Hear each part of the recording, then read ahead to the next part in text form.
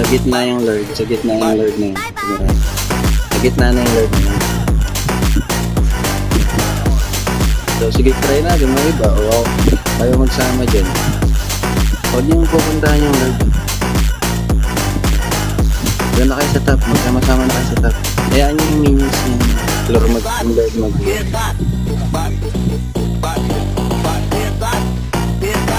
sabay-sabay na yan. Sabay-sabay na yung minions niya.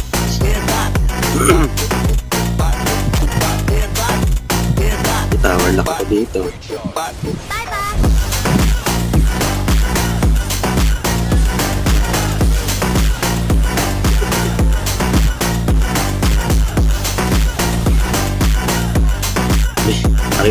Nakita na naman yung mga palitan ng gamit.